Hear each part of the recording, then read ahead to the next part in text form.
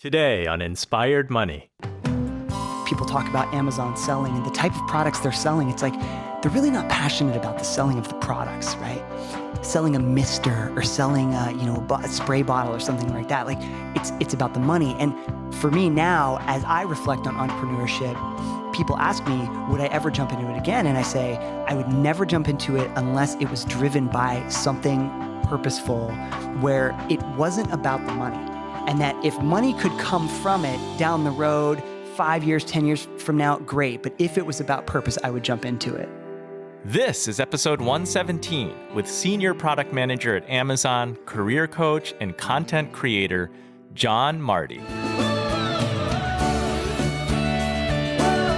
Welcome to Inspired Money. My name is Andy Wong, a managing partner at Runnymede Capital Management. Each week, we bring you an interesting person to help you get inspired, shift your perspectives on money, and achieve incredible things.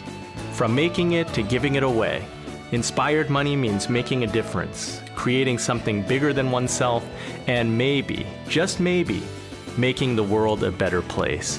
Thank you for joining me. Hey, Inspired Moneymaker, welcome back. If this is your first time joining us, welcome. This episode was recorded in the podcast lounge at a LinkedIn Global event in New Jersey. Our guest is John Marty, and he's really interesting.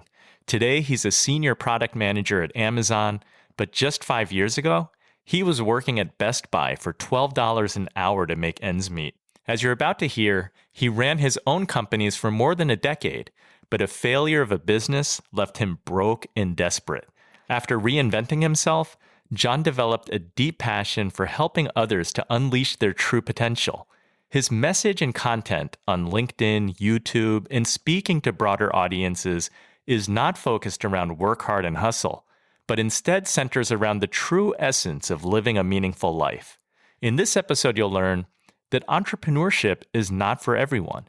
And I think that this is an important point because in today's digital world, the title of entrepreneur can be overused and glamorized.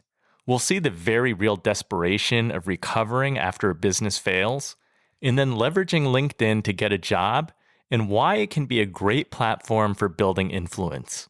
Now let's get inspired with John Marty.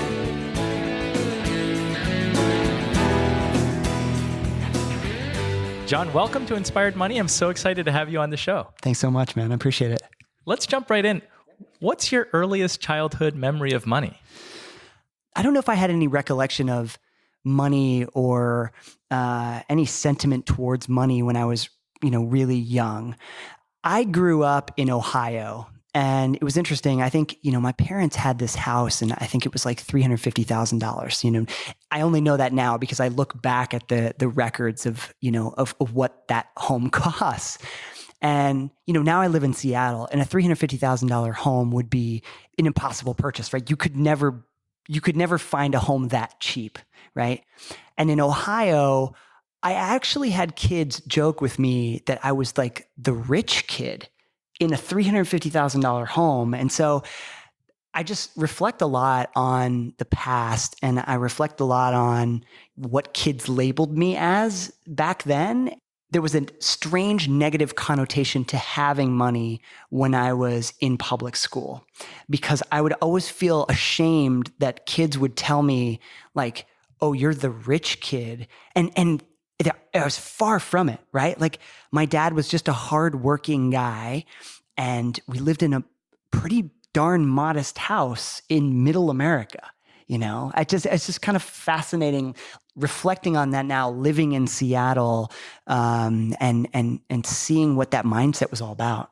Living in Seattle and seeing how little you can buy. How little you can buy, right? It's fascinating how little you can buy. Because a house right now in Seattle, you're looking at $800,000 or $900,000 for a house that is 2,000, 2,500 square feet, right? So it's just a totally different mindset and monetary bracket to get into a house like that. Yeah. Times have really changed. Yeah, they really have. Yeah.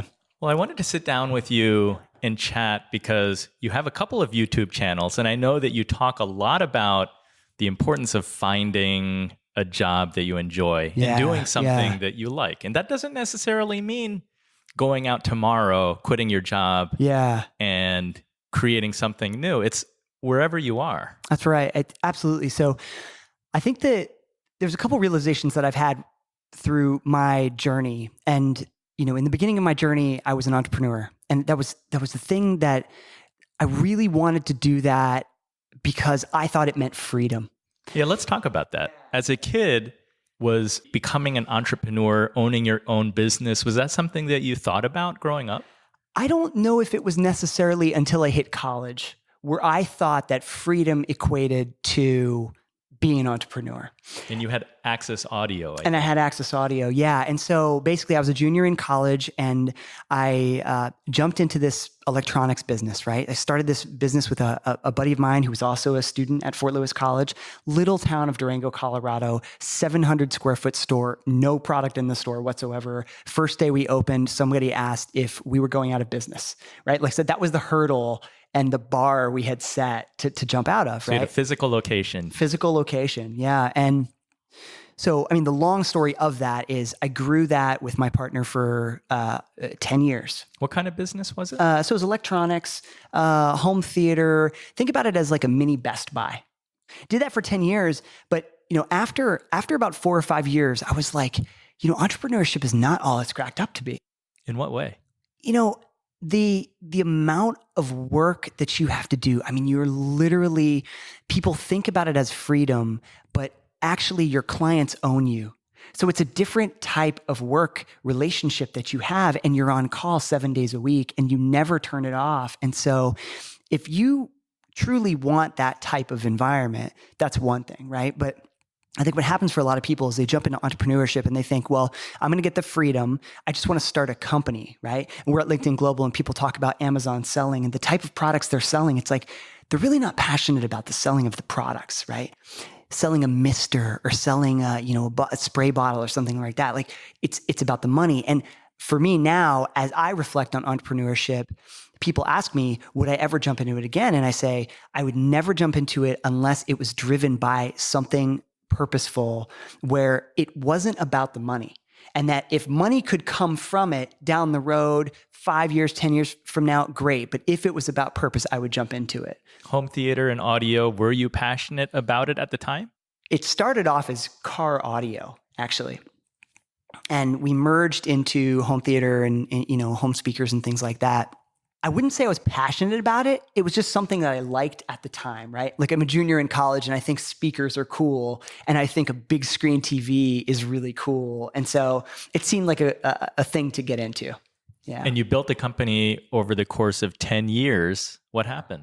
Yeah, so built it over 10 years, grew it to a couple $1 million in sales. I had 10 full-time employees.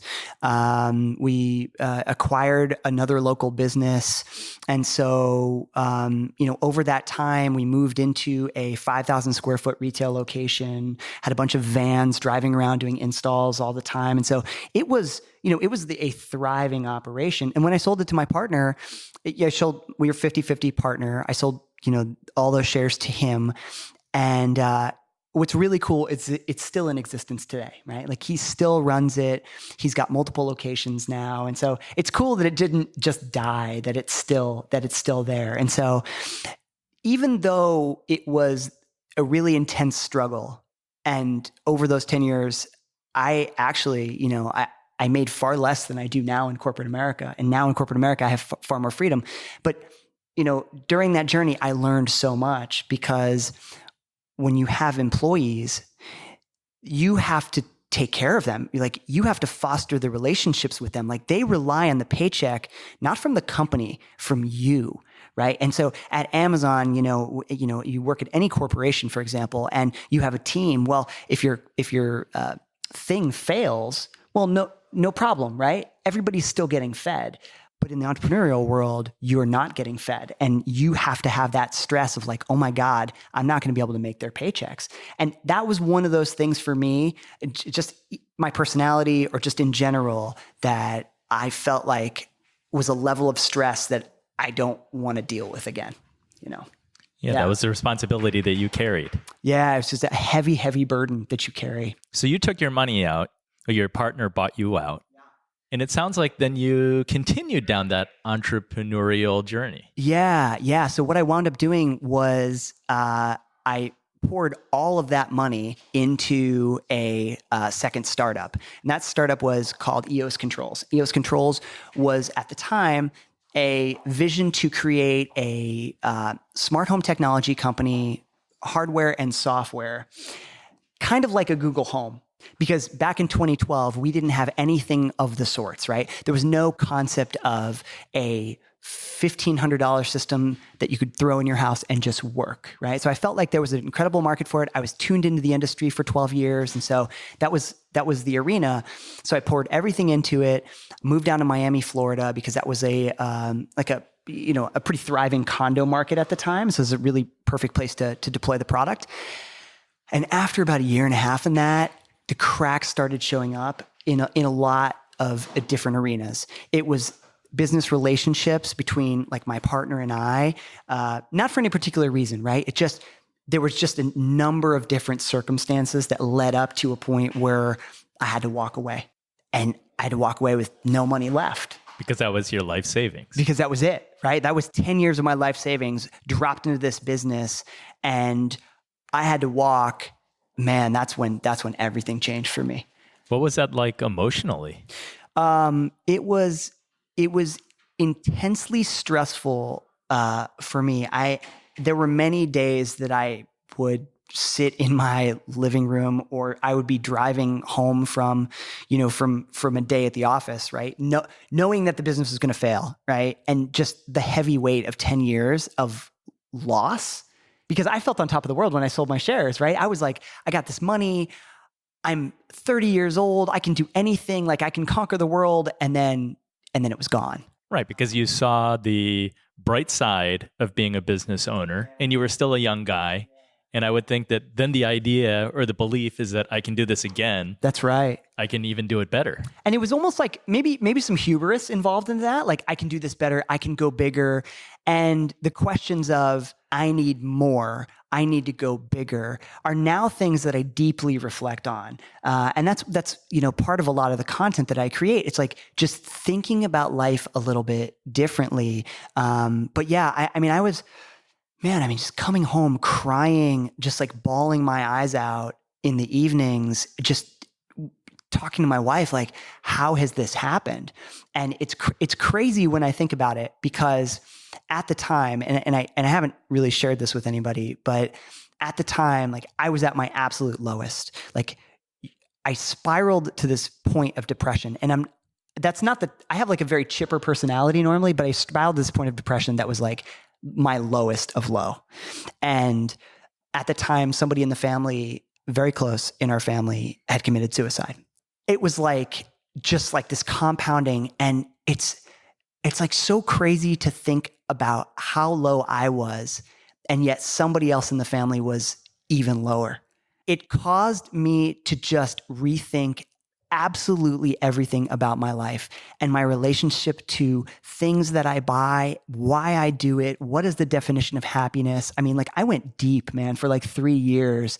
And I feel like now that I've come out of this with this like incredible sense of perspective, and I peer into the world now through this lens, and I look at people who are going through similar struggles that I was going through 10 years ago. And the answer for them is always, I need more, right? It's not like, I need to self-reflect and understand what I truly want in life and then make a path towards it. It's like, I need a promotion and that'll definitely make me happy. And then they reach it. It's the hedonic treadmill, right? They reach it and they go, well, that didn't do it, so I need more, right? So, yeah. What did that rebuilding look like? Because I think that the timing was, it's one thing to be going through losing your business, but you mentioned your wife, and I think that you had a baby on the way too. All of that culminated into a deep, deep desperation to find a job of any kind to get paid $12 an hour. And that didn't come easily. And that like did not come easily. Like I was applying to hundreds of companies. Nobody would hire me. And the feedback I kept getting was, why would we want to hire an entrepreneur who on his resume shows he had a multi-million-dollar company? Why would we be paying this person $30,000 a year? And I had one person tell me that they were fearful that I would steal their company secrets and try to start another company. It's like, you guys don't understand my desperation. And so I turned to Best Buy because literally I walked in and I was like, guys, I need a job. And they said the next day, sure, you're hired, because there was no friction point in that type of, at that level of job. So yeah, I mean, that was just right along the time of me, my wife and I having a baby, and whew, man, intense. Bills to pay. Bills to pay. Was your wife working at that time? My wife was doing freelance graphic design. So, she was taking on some clients, and, I was working for $12, and we were just doing anything we could to make something happen. And so that really created this point where I was doing some reinvention, right? I maxed out on student loans to do an MBA because I thought that would help me. I maxed down on student loans to do a software development school. And it was the combination of those two things. And then learning about the traditional model of job searching and trying to going just learning everything that you're supposed to do and then going around it was all what led me to having American Express give me a shot at a senior product manager job. And that was when things started to turn around. Coming up, John talks about hiding his gratitude, rebuilding his confidence, how to build a following on LinkedIn, all that and more right after this short break.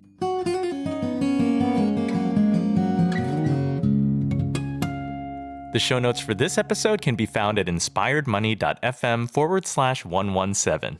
If you're listening in your car, wherever you are, check the show notes if you want to learn more about John or other things mentioned in this episode. It's time for the Runnymede Money Tip of the Week. Today I want to talk about the best way to ask for a raise. This is typically not a comfortable thing to do, of course, but it is good to push yourself outside of your comfort zone from time to time. It starts with preparing for the big talk with your employer. Number one, take emotion out of it. As a listener of this show, you know that money can be an emotional topic. Hopefully, you also know that communication and talking about money is important and that it's best to check your emotions at the door for these conversations. Number two, you want to do your research. A little market research can go a long way. Talk to people at or outside of your company who are in similar roles. You can get a sense of salary. Talk to colleagues, friends, maybe even a mentor. You can also use websites like payscale.com and comparably.com and then get context to figure out if you're being undervalued, if it's by a little bit or by a lot. And then three, practice. You've got to prepare what you're going to say, smile, make eye contact, and listen. Focus on the data and numbers, and especially the value that you're bringing to your company. When demonstrating your worth, keep a journal, list, or spreadsheet of your responsibilities and accomplishments. Use this documentation as evidence to support your assertion that you're worthy of a salary increase. And then finally, go in with a goal. And know that you might not hit your goal of getting a salary increase on the first try, but make sure that you have the goal of leaving with something. Number one, you can ask, how can we get to this place in the future? What can I do in the next 6 months to try to make this happen? And two, recap everything in writing. Remember, avoid discussing personal reasons you feel you need a pay increase. Keep it professional. Stick to this process of checking in, asking for feedback, and trying to improve. I hope that you'll find that this has good results for you. That's the Runnymede Money Tip of the Week.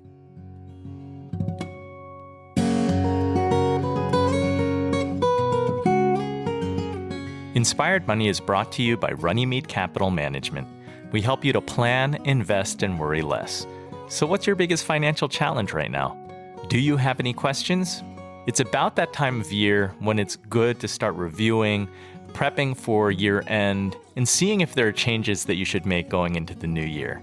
If you need help or just want to chat about something, contact me by going to inspiredmoney.fm/Andy, that's ANDY, and shoot me an email.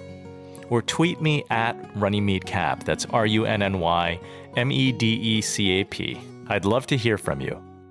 You're listening to Inspired Money. I'm Andy Wong.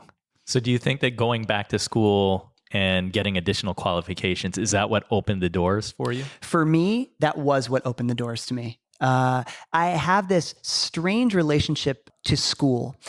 On one hand, I'm rebellious towards educational institutions.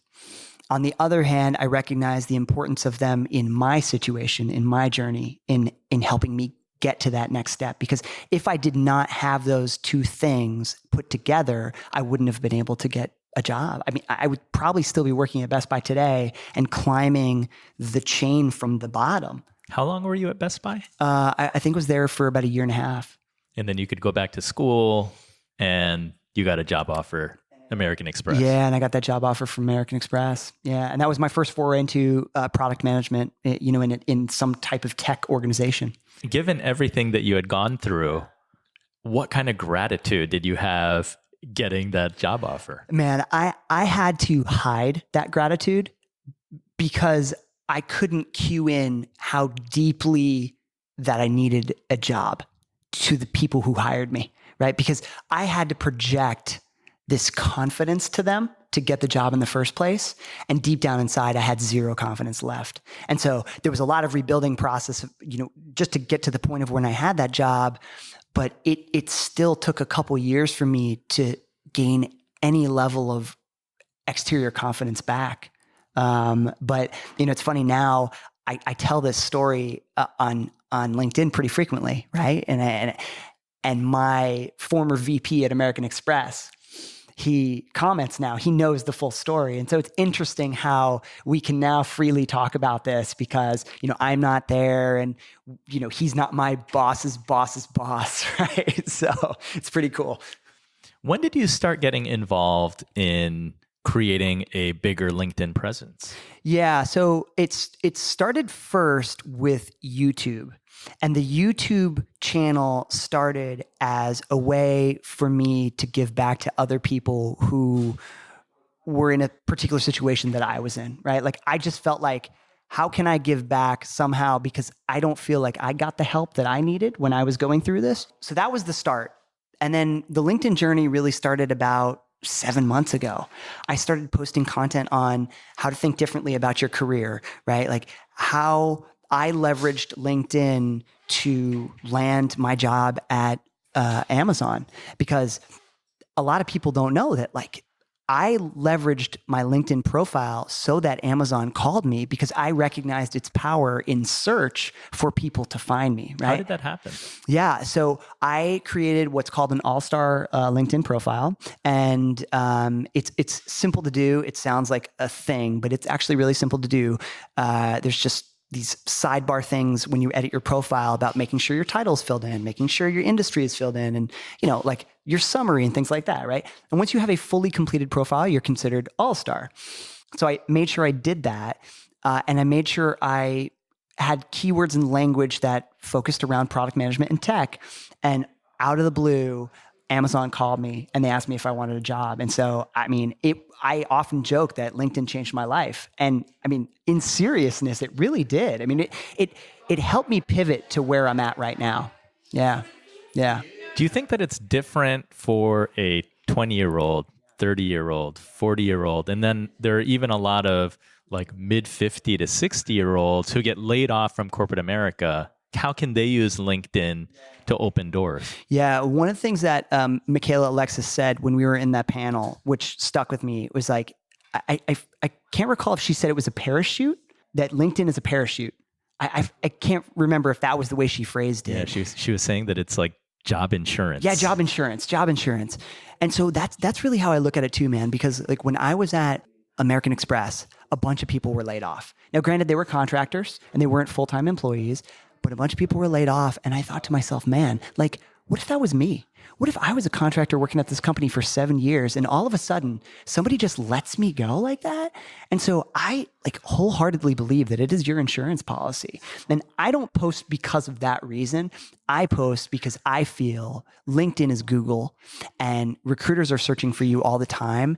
And if you have the right type of profile, even at just that surface level, like that, you just have a profile that is completed, you maybe put up a single article, your chances of getting found are so much higher. And if you then jump into a level of content creation, right, whether it's videos or posts or anything like that, you get to a point where you actually attract opportunities to you. And I think that's what's really cool, is having those opportunities attract to you. So that's an important part of it, right? Yeah, the content creation. Super important part of it, the content creation. I mean, for me, it's a second full-time job. There's something so empowering about it, because for me, it's not about building an influence. For me, it's about synthesizing my knowledge on particular topics.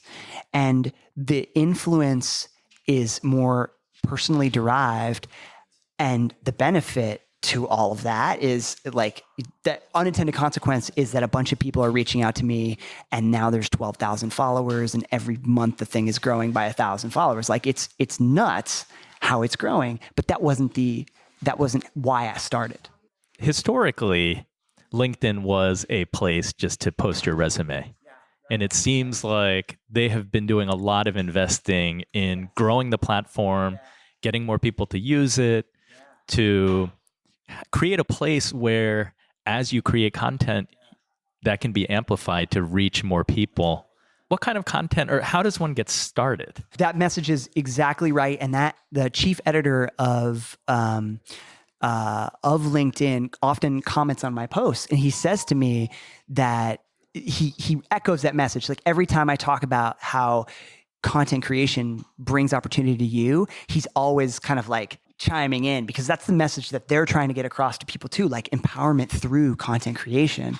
And so, I think when you're starting, the key is really just commenting on other people's posts and building an influence of people, just a handful of people that you want to be around, right? You're literally picking a couple people and going, I think this person is awesome, that person's awesome, that person, and I'm going to follow their content and I'm going to engage with them. And then from there, I'm going to share something, and it's very interesting how when people share my content, there's always a handful of them that go ultra viral. Like my post will be at 150,000 views, and the post that they did as a reshare with just one or two sentences will be 1 to 2 million views. And so it's really interesting, right? Like it's not just sharing and saying, great post, right? It's sharing and saying, here's what I learned from this post. Hope it can be helpful for you, right? And using the appropriate hashtags. And those things like take off. So some people are scared about the fear, what is my company going to think? What are people going to think of me from posting? But I think that if you just start sharing, you get to learn the system a little bit. And then you can go, oh, okay, I feel comfortable. Now I can create my own post. Maybe it's 100 words or something like that. And then keep that cycle going. And then maybe writing an article or creating video. Yeah. So I never write articles. For me, it's just not part of my strategy. I like the 1,300 word posts, right? or 1,300 character, because what it allows me to do is be like hyper focused on the message, whereas a long form, you could go on and on and on. You can't be as concise. And so it's hard as hell to put something in 1,299 words that's compelling. And I kind of like that aspect of it. You like being not confined. I like being constrained, because I think that constraint breeds creativity. Yeah. You mentioned that you started on YouTube. Do you have a favorite platform today? LinkedIn, as far as the engagement side of things, is like off the charts. It's unbelievable. And the reason why it's unbelievable is because there's barely anybody as active creators on LinkedIn. And so it's totally blue ocean. And YouTube is, very saturated. There's a lot going on there, but totally different types of mediums on LinkedIn and YouTube. But from an engagement perspective and just a community perspective, LinkedIn absolutely rocks. Do you feel a need to do multi-platform, different places? I do, mainly because of the type of content that I'm putting out, right? My content would not be sustainable on LinkedIn. The long form stuff on YouTube would never work on LinkedIn. So I think for me, it does need to be multi-platform. And if I had time to go on Instagram and go on Facebook as well, like I would be on all platforms, because they all serve a different audience. Interesting. Yeah. You were in like a desperate place, and now you're at Amazon, you're happy. And part of one of your themes with your YouTube channel is, I think you have two. One is like tech jobs for non-engineers. non-engineers. And the other is more like about finding fulfillment in the job that you do. Yeah. I think so. I pepper that fulfillment side of things into the conversation quite a bit because it's not the conversation that people are ready to hear. People only want to hear about how do I get into Amazon. They're not ready to hear that whether their current job or their new job, the happiness that they have is just a matter of perspective. Like, people are not ready to hear that. They're ready to hear that their happiness is going to increase by getting into a big tech company, right? And what you quickly find out when you get in there to one of these big tech companies, you'll get paid a hell of a lot more money, no doubt, right? You'll get thrown a bunch of stock. It'll be awesome from a money perspective, but your actual happiness will not change. And so that's what I like to tell people. And I had a guy message me yesterday. He was like, I hate my job and I would love to get into Amazon. And reading between the lines, it's like, why? Right? And the deeper why for him is that he is associating the word happiness to increased pay. And that only comes from a mindset. So it sounds like it's not that simple. Not that simple. It's not that simple, right? Like people look towards the external factors as a way to solve for their current discontent. And that doesn't work, man. It doesn't work. So John, I like to ask all the Inspired Money guests, how do you define success? I think there's a lot of dimensions to the word success. There's a book by a gentleman named Viktor Frankl, and he wrote this quote, "For success like happiness cannot be pursued, it must ensue, and it only does so as an unintended side effect of one's personal dedication to a cause greater than oneself, or as a byproduct of one's surrender to a person other than oneself." So that book is called Man's Search for Meaning, and he wrote it while he was in a concentration camp. It only took him 8 hours to write the entire book, and it's probably one of the most crazy, thought-provoking books that I've ever read. And I literally live by that quote. And now I look at everything through that lens. I'm focused on giving back because that is where fulfillment comes from. And I want to double down on that and just experience that feeling every day. Because although there's elements of me that feel fulfilled, right? There are some happiness elements in my corporate job. The happiness elements and the true fulfillment is coming from the LinkedIn and the community building that I'm doing with people that are feeling lost in their careers. And so, you're trying to make an impact by helping. Really trying to make an impact with people. Yeah. Well, thanks, John. Thanks for sharing your personal story, your journey, and some perspective on having money, not having money. Yeah. And how that impacted your thoughts on what success is to you today. Can you tell the Inspired Money listener where they can follow you and find more about you? Sure. LinkedIn's pretty easy. Just search for John Marty, John Marty. And then on YouTube, you can also search for my name. I'll pop right up. Those are the two main places. As far as actually reaching out to me with any kind of private messages or things like that, on LinkedIn, that's the best spot to send me a message right there, because all my contact information is in my About section. Great. I'll get that in the show notes. And thanks so much. That's great. Thanks a lot, man. Appreciate it. Yeah. So what was your favorite Inspired Money moment? I love that John gave us lots of perspective, from being an entrepreneur to working a corporate job to having a lot of money and not having a lot of money. I like how John is helping people to find happiness in their jobs, but most of all, he's focused on giving back, that there's true fulfillment in helping other people. Again, think about how you might make a bigger impact, and if you want accountability, share your idea and what you're doing in the Inspired Moneymakers Facebook group at inspiredmoney.fm/Facebook. I hope that you enjoyed today's episode. If you want to do me a favor, write me a review wherever you're listening to this episode right now, or just tell a friend. Share with a friend your favorite episode, and word of mouth goes a long, long way. And I want to thank you for that, and thank you for joining me on today's mission. The music you're listening to right now and all other music on today's show is by the amazing Jim Kimo West. Have an inspired week and do something that scares you, because that's where the magic happens.